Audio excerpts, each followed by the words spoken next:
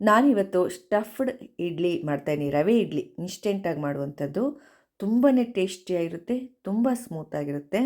ನೋಡಿ ಎಷ್ಟೊಂದು ಚೆನ್ನಾಗಿರುತ್ತೆ ಅಂದರೆ, ನೋಡೋದಕ್ಕೂ ಚೆಂದ, ತಿನ್ನೋದಕ್ಕೆ ಕೂಡ ತುಂಬಾ ಟೇಸ್ಟಿಯಾಗಿರುತ್ತೆ. ಯಾವ ರೀತಿ ಮಾಡೋದು ಅಂತ ನೋಡ್ಕೊಳ್ಳೋಣ. ಚಟ್ನಿ ಜೊತೆಗಂತೂ ಇದು ಸೂಪರಾಗಿರುತ್ತೆ. ಚಟ್ನಿ ಇಲ್ಲ ಅಂದರೆ ತುಪ್ಪ ಬೆಣ್ಣೆ ಜೊತೆ ಕೂಡ ತಿನ್ಬೋದು. ಕಲ್ಪಾಸ್ ಚಾನಲ್ಗೆ ಎಲ್ಲರಿಗೂ ಸ್ವಾಗತ. ಒಂದು ಬೌಲ್ ಇಟ್ಕೊಂಡಿದ್ದೀನಿ. ಅದಕ್ಕೆ ರವೆ ಹಾಕ್ಕೊಳ್ತಾ ಇದ್ದೀನಿ. ನೋಡಿ, 1.5 ಕಪ್ಪು ರವೆ ಹಾಕ್ಕೊಳ್ತಾ ಇದ್ದೀನಿ. ಬೆಂಗಳೂರು ರವೆ, ಮಾಮೂಲಿ ಉಪ್ಪಿಟ್ಟೆಲ್ಲ ಮಾಡ್ತೀವಲ್ವ, ಬೆಂಗಳೂರು ರವೆ ಅದು ಹಾಕ್ಕೊಂಡಿರೋದು.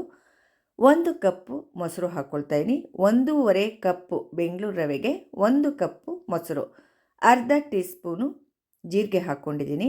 ಎಲ್ಲ ಕ್ಲೀನಾಗಿ ಮಿಕ್ಸ್ ಮಾಡ್ಕೋಬೇಕು. ಇನ್ಸ್ಟೆಂಟಾಗಿ ನಮಗೆ ಯಾವಾಗ ಬೇಕೋ ಆವಾಗ ಈ ತಿಂಡಿನ ರೆಡಿ ಮಾಡ್ಕೊಂಬಿಡ್ಬೋದು. ಸ್ವಲ್ಪ ಗಟ್ಟಿ ಆಯಿತು. ನೀರು ಹಾಕ್ಕೊಳ್ತಾ ಇದ್ದೀನಿ. ನೋಡಿ, ಅರ್ಧ ಕಪ್ ನೀರನ್ನು ಹಾಕ್ಕೊಳ್ತಾ ಇದ್ದೀನಿ. ಯಾವ ಕಪ್ಪಲ್ಲಿ ನಾನು ರವೆ ತೊಗೊಂಡಿದ್ನೋ ಅದೇ ಕಪ್ಪಲ್ಲಿ ಅರ್ಧ ಕಪ್ಪಿನಷ್ಟು ನೀರನ್ನು ಹಾಕ್ಕೊಳ್ತಾ ಇದ್ದೀನಿ. ಕ್ಲೀನಾಗೆಲ್ಲ ಈ ರೀತಿಯಾಗಿ ಮಿಕ್ಸ್ ಮಾಡ್ಕೋಬೇಕು. ನೋಡಿ, ಕರೆಕ್ಟಾಗಿದೆ. ಇವಾಗ ಸಾಕು. ಇಷ್ಟ ಆದರೆ ರುಚಿಗೆ ತಕ್ಕಷ್ಟು ಉಪ್ಪನ್ನು ಹಾಕ್ಕೊಳ್ತಾ ಇದ್ದೀನಿ. ನೋಡಿ, ಅರ್ಧ ಸ್ಪೂನಿನಷ್ಟು ಉಪ್ಪು ಹಾಕಿದ್ದೀನಿ. ಉಪ್ಪು ಹಾಕಿದ ಮೇಲೆ ಕ್ಲೀನಾಗೆಲ್ಲ ಮಿಕ್ಸ್ ಮಾಡ್ಕೋಬೇಕು. ಇವಾಗ ಎಲ್ಲ ಕ್ಲೀನಾಗಿ ಮಿಕ್ಸ್ ಮಾಡಿ ಆಯಿತು. ನೋಡಿ, ಸ್ವಲ್ಪ ಗಟ್ಟಿನೇ ಇದೆ, ಇರಲಿ, ಆಮೇಲೆ ಬೇಕಿದ್ರೆ ನೀರು ಹಾಕ್ಕೋಬೋದು ನಾವು. ಇದನ್ನು ಇವಾಗ ಒಂದು ಮುಚ್ಚಳ ಮುಚ್ಚಿಬಿಟ್ಟು 10 ನಿಮಿಷ ಹಾಗೆ ಇಟ್ಬಿಡಬೇಕು. ಅಲ್ಲಿ ತನಕ ಒಂದು ಚಟ್ನಿ ರೆಡಿ ಮಾಡ್ಕೊಳ್ತಾ ಇದ್ದೀನಿ. ಒಂದು ಬಾಣಲೆ ಇಟ್ಕೊಂಡಿದ್ದೀನಿ ಗ್ಯಾಸ್ ಮೇಲೆ. 1/3 ಕಪ್ಪಷ್ಟು ಕಡಲೆಬೇಳೆ ಹಾಕ್ಕೊಳ್ತಾ ಇದ್ದೀನಿ. ನೋಡಿ, ಹೆಚ್ಚು ಕಡಿಮೆ ಅದು 4 ಟೇಬಲ್ ಸ್ಪೂನ್ ಕಡಲೆಬೇಳೆ ಇದೆ. ಕೆಂಪಗಾಗುವವರೆಗೆ ಇದನ್ನು ಹುರ್ಕೋಬೇಕು. ಸ್ವಲ್ಪ ಬ್ರೌನ್ ಕಲರ್ ಬರುತ್ತಲ್ವ, ಅಲ್ಲಿ ತನಕ. ನೋಡಿ, ಒಂದೊಂದು ಕಡಲೆಬೇಳೆ ಅಲ್ಲಲ್ಲೇ ಕಪ್ಪಾಗಿದೆ. ನೋಡಿ, ಅಷ್ಟಾದರೆ ಸಾಕು. ತೆಗೆದಿಟ್ಟಿದ್ದೀನಿ. 5 ಹಸಿರು ಮೆಣಸಿನ್ಕಾಯಿ ಹಾಕ್ಕೊಂಡಿದ್ದೀನಿ. ಅದು ಕೂಡ ಸ್ವಲ್ಪ ಬೇಯುವವರೆಗೆ ಹುರ್ಕೋಬೇಕು. ಅಲ್ಲಲ್ಲೇ ಕಪ್ಪಾಗಿದೆ ನೋಡಿ, ಆವಾಗ ಬೆಂದಿದೆ ಅಂತ ಅರ್ಥ. ಆಮೇಲೆ ನೀವು ಕರಿಬೇವಿನ ಸೊಪ್ಪನ್ನು ಹಾಕ್ಕೋಬೇಕು. ಯಾವುದೇ ಕಾರಣಕ್ಕೂ ಮೊದಲೇ ಕರಿಬೇವಿನ ಸೊಪ್ಪು ಹಾಕ್ಕೋಬೇಡಿ, ಸೀದೋಗಿಬಿಡತ್ತೆ. ಇವಾಗ ಆಗಿದೆ ನೋಡಿ, ಕರಿಬೇವು ಕೂಡ ಸ್ವಲ್ಪ ಆಗಿದೆ ನೋಡಿ. ಇಷ್ಟಾದರೆ ಸಾಕು. ಆಫ್ ಮಾಡಿದ್ದೀನಿ ಸ್ಟವ್ನ. ತಣ್ಣಗಾಗೋದಕ್ಕೆ ಬಿಡ್ತೀನಿ. ಮಿಕ್ಸಿ ಜಾರಿಗೆ 1 ಬೌಲಷ್ಟು ಕಾಯಿ ತುರಿ ಹಾಕ್ಕೊಂಡಿದ್ದೀನಿ. ಒಂದು ಸಣ್ಣ ಹೋಳು ಕಾಯಿ ತುರಿ, ಆಮೇಲೆ ಹುರ್ಕೊಂಡಂತಹ ಕಡಲೆಬೇಳೆ, ಬೆಳ್ಳುಳ್ಳಿ ಸ್ವಲ್ಪ, ಕರಿಬೇವು ಹಾಗೂ ಹಸಿರು ಮೆಣಸಿನ್ಕಾಯಿ ಹುರ್ಕೊಂಡಿದ್ನಲ್ಲ ಅದನ್ನು ಹಾಕ್ಕೊಂಡು, ಕೊತ್ತಂಬರಿ ಸೊಪ್ಪು, ರುಚಿಗೆ ತಕ್ಕಷ್ಟು ಉಪ್ಪನ್ನು ಹಾಕಿದ್ದೀನಿ. ಅರ್ಧ ಕಪ್ಪಷ್ಟು ನೀರು, ರುಬ್ಬುವಷ್ಟು ನೀರು ಹಾಕ್ಕೊಂಡ್ಬಿಟ್ಟು ಇದನ್ನು ರುಬ್ಕೊಂಡಿದ್ದೀನಿ. ನೋಡಿ, ಉಪ್ಪು ಸ್ವಲ್ಪ ಸಾಲ್ಟೇಜ್ ಆಯಿತು, ಆದ್ದರಿಂದ ಮತ್ತೆ ಒಂಚೂರು ಹಾಕ್ತೀನಿ. ನೋಡಿ, ಅಷ್ಟೇ ಹಾಕಬೇಕು. ಉಪ್ಪು ಸಾಲ್ಟೇಜ್ ಅಂತ ಜಾಸ್ತಿ ಎಲ್ಲ ಹಾಕೋದು ಮಾಡಬೇಡಿ. ಹೊಸದಾಗಿ ಅಡುಗೆ ಮಾಡೋರು ಕೂಡ ನೋಡ್ತಾ ಇರ್ತೀರಾ ಅಲ್ವಾ, ಉಪ್ಪನ್ನು ಜಾಸ್ತಿ ಹಾಕ್ಕೋಬಾರ್ದು, ಸಾಲ್ಟೇಜ್ ಅಂತ. ಇದಕ್ಕೊಂದು ಒಗ್ಗರಣೆ ಕೊಡೋಣ. ಇವಾಗ ಗ್ಯಾಸ್ ಮೇಲೆ ಒಗ್ಗರಣೆ ಸೌಟು ಇಟ್ಬಿಟ್ಟು ಎಣ್ಣೆ ಹಾಕಿದ್ದೀನಿ 1 ಟೇಬಲ್ ಸ್ಪೂನಷ್ಟು. ಅರ್ಧ ಸ್ಪೂನ್ ಸಾಸಿವೆ, ಅರ್ಧ ಸ್ಪೂನ್ ಜೀರಿಗೆ ಹಾಕಿದ್ದೀನಿ. ಸಾಸಿವೆ ಸಿಡಿದ ಮೇಲೆ ಜೀರಿಗೆ ಹಾಕ್ಕೊಂಡಿದ್ದೀನಿ. 1 ಒಣಮೆಣಸಿನ್ಕಾಯಿನ ರೀತಿ ತುಂಡು ಮಾಡಿ ಹಾಕ್ಕೊಂಡಿದ್ದೀನಿ. ನೋಡಿ, ಸ್ವಲ್ಪ ಕರಿಬೇವು ಹಾಕಿಬಿಟ್ಟು ಫ್ರೈ ಮಾಡ್ಕೋಬೇಕು. ಲೋ ಫ್ಲೇಮ್ನಲ್ಲೇ ಇರಬೇಕು. ಇವಾಗ ಸ್ಟವ್ನ ಆಫ್ ಮಾಡ್ಕೊಂಡಿದ್ದೀನಿ. ಇಂಗು 1 ಚಿಟಿಕೆಯಷ್ಟು ಇಂಗು ಹಾಕಿಬಿಟ್ಟು ಅದನ್ನು ಚಟ್ನಿಗೆ ಹಾಕ್ಕೊಳ್ತಾ ಇದ್ದೀನಿ. ನೋಡಿ, ಒಗ್ಗರಣೆ ಆಗಿದೆ. ಇವಾಗ ಅದನ್ನು ಚಟ್ನಿಗೆ ಹಾಕ್ಕೊಂಡಿದ್ದೀನಿ. ಒಗ್ಗರಣೆ ಎಲ್ಲ ಕ್ಲೀನಾಗಿ ರೀತಿಯಾಗಿ ಹಾಕ್ಕೋಬೇಕು. ಆಮೇಲೆ ಮಿಕ್ಸ್ ಮಾಡಿಕೊಂಡ್ರೆ ಸೂಪರ್ ಆಗಿರೋ ಚಟ್ನಿ ರೆಡಿ ಆಯಿತು. ಟೇಸ್ಟ್ ಸಖತ್ತಾಗಿರುತ್ತೆ. ಈ ಚಟ್ನಿ ರೊಟ್ಟಿ, ಚಪಾತಿ, ಇಡ್ಲಿ, ದೋಸೆ ಎಲ್ಲದಕ್ಕೂ ಹೊಂದಿಕೆ ಆಗುತ್ತೆ. ಇವಾಗ ನೋಡಿ, ಈ ಹಿಟ್ಟು 10 ನಿಮಿಷಗಳ ಕಾಲ ಚೆನ್ನಾಗಿ ನೆಂದಿದೆ. ಇದನ್ನು ಕೈಯಾಡಿಸ್ಕೊಡ್ತಾ ಇದ್ದೀನಿ. ನೋಡಿ, ಸ್ವಲ್ಪ ಗಟ್ಟಿಯಾಗಿದೆ.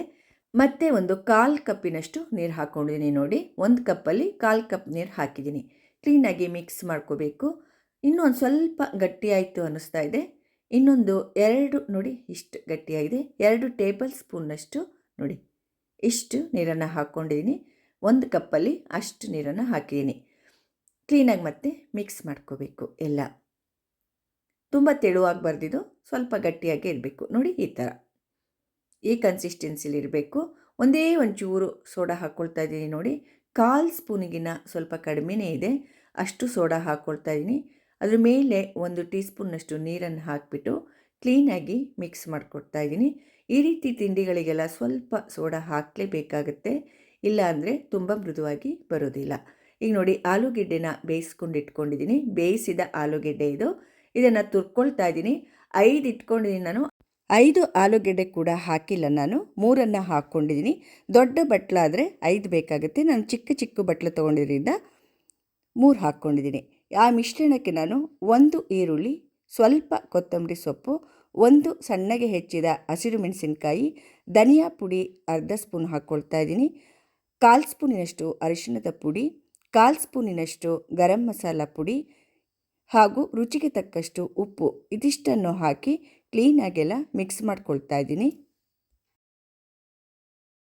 ಎಲ್ಲ ಕ್ಲೀನಾಗಿ ಮಿಕ್ಸ್ ಮಾಡ್ಕೊಂಡಿದ್ದೀನಿ ನೋಡಿ. ಇವಾಗ ಉಂಡೆಗಳನ್ನ ಮಾಡ್ಕೋಬೇಕಿದ್ರಲ್ಲಿ ನೋಡಿ, ಇಷ್ಟಿಷ್ಟು ದಪ್ಪ ಉಂಡೆ ತಗೊಳ್ತಾ ಇದ್ದೀನಿ ನಾನು. ಪುಟ್ ಉಂಡೆ ತೊಗೊಂಬಿಟ್ಟು ಈ ರೀತಿಯಾಗಿ ಮಾಡಿ ಇಟ್ಕೊಳ್ತಾ ಇದ್ದೀನಿ ನೋಡಿ. ಎಲ್ಲ ಸ್ವಲ್ಪ ದೊಡ್ಡದಾಗಿ ಕೂಡ ನೀವು ಮಾಡ್ಕೋಬೋದು. ಇವಾಗ ನೋಡಿ ಎಲ್ಲ ಉಂಡೆಗಳನ್ನು ಮಾಡಿಟ್ಕೊಳ್ತಾ ಇದ್ದೀನಿ. ಇಲ್ಲಿ ಬಟ್ಟಲು ಇಟ್ಕೊಂಡಿದ್ದೀನಿ ನೋಡಿ, ನಾನು ಒಂದು 5ರಿಂದ 6 ಬಟ್ಟಲು ಇಟ್ಕೊಂಡಿದ್ದೀನಿ. ಇಲ್ಲ ಅಂದರೆ ಈ ರೀತಿ ಬಟ್ಟಲು ಕೂಡ ಇಟ್ಕೋಬೋದು. ನಿಮಗೆ ಯಾವ ರೀತಿ ಅನುಕೂಲನೋ ಆ ಥರ ನೀವು ಬಟ್ಟಲನ್ನು ಇಟ್ಕೊಂಡು ಮಾಡ್ಕೋಬೋದು. ಈಗ ನಾನು ಎಣ್ಣೆ ಸವರ್ಕೊಳ್ತಾ ಇದ್ದೀನಿ ನೋಡಿ. ಎಲ್ಲ ಬಟ್ಟಲಿಗೂ ಕ್ಲೀನಾಗಿ ಎಲ್ಲ ಕಡೆ ಎಣ್ಣೆ ಸವರ್ಕೋಬೇಕಿದು, ಮೇಲಿಂದ ಕೆಳಗಿನವರೆಗೆ. ಇಡ್ಲಿ ತೆಗೆಯುವಾಗ ಚೆನ್ನಾಗಿ ಬರುತ್ತೆ ಎಣ್ಣೆ ಹಚ್ಚೋದ್ರಿಂದ.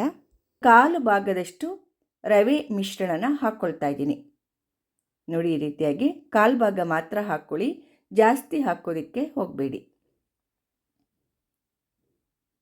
ಎಲ್ಲ ಬಟ್ಲಿಗೂ ಕೂಡ ಹಾಕ್ಕೊಂಡಿದ್ದೀನಿ ನೋಡಿ.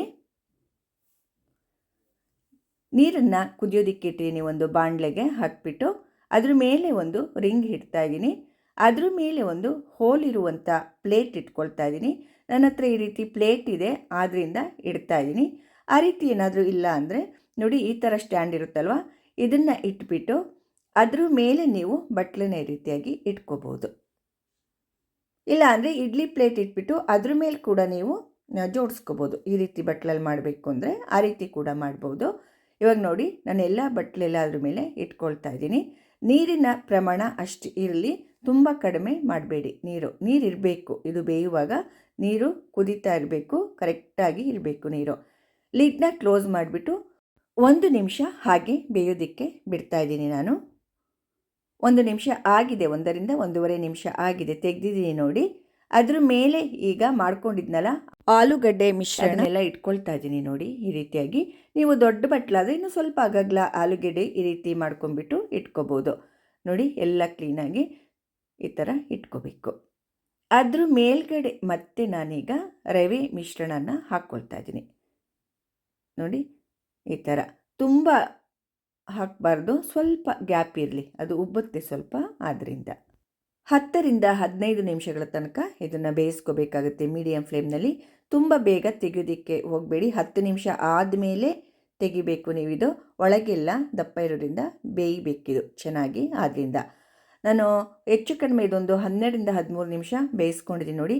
ಒಂದು ಕಡ್ಡಿಯಿಂದ ಈ ರೀತಿ ಚುಚ್ಚಿದಾಗ ಅಂಟಬಾರ್ದದು, ಆವಾಗ ಬೆಂದಿದೆ ಅಂತ ಅರ್ಥ. ಸ್ವಲ್ಪ ತಣ್ಣಗಾದ ಮೇಲೆ ಎಲ್ಲ ತೆಕ್ಕೊಂಡಿದ್ದೀನಿ ನೋಡಿ ನಾನು. ಇವಾಗ ಇದನ್ನು ಯಾವ ರೀತಿ ತೆಗೆಯೋದು ಅಂತ ತೋರಿಸ್ತಾ ಇದ್ದೀನಿ.